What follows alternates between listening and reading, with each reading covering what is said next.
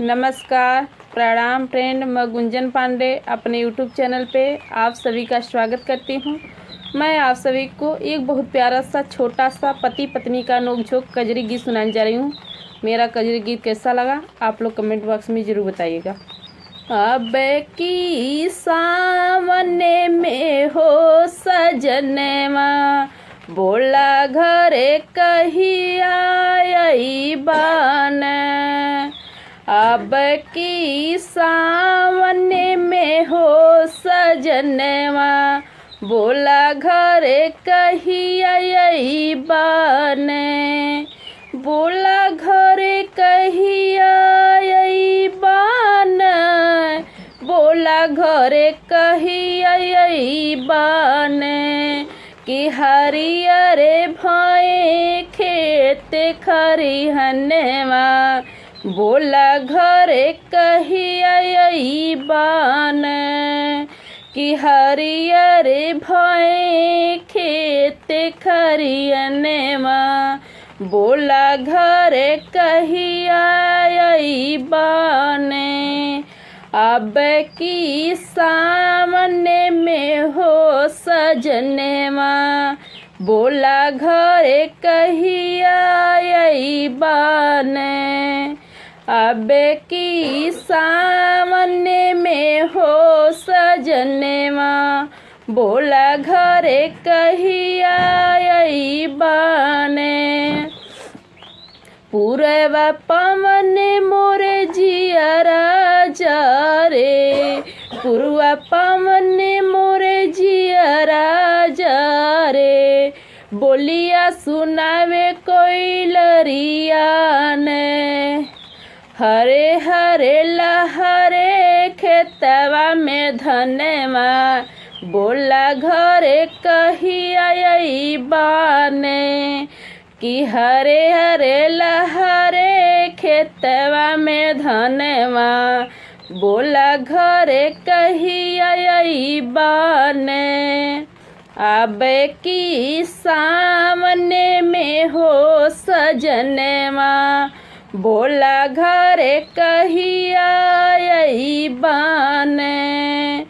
अब की सामने में हो सजनवा, बोला घरे कही आई बान।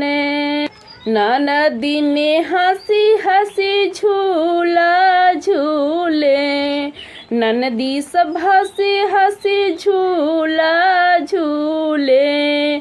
झूला झूले ओही आम की डरिया ने, रिम झिम बूंदी पड़े आंगनवा, बोला घरे कही आई बान।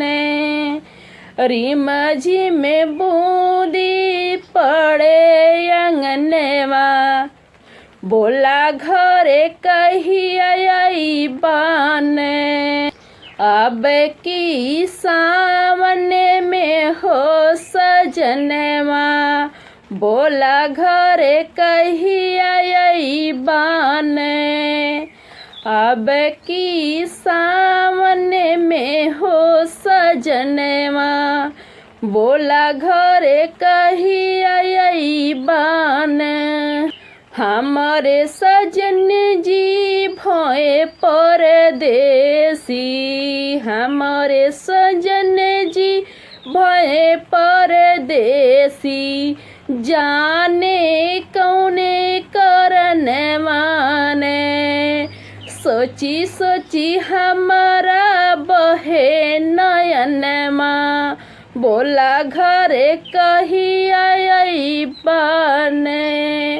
सोची सोची हमारा बहे नयनमा, बोला घरे कही आई बान। अब की सामने में हो सजनवा, बोला घरे कही आई बान। अब की सामने में हो सजनवा, बोला घरे कही आई बान। राती अन्हियारा मोहे डरे लागे, राती अन्हियारा मोहे डरे लागे, तले पते मोर परनेवाने, सुनी अखिया लखत धियनेवा, बोला घरे कहिया यही बाने, सोनी अखिया जो हते है बटिया, बोला घरे कहिया यही बाने, अब की सामने में हो सजनेवा, बोला घरे कहिया यही बाने, अब की सामने में हो सजनवा, बोला घरे कहिया यही बाना, बोला घरे कहिया यही बाना, बोला घरे कहिया यही बाने, कि हरियरे भय खेत खरिहनेवा, बोला घरे कहिया यही बाने, कि हरियरे भय खेत खरिहनेवा, बोला घरे कहिया यही बाने।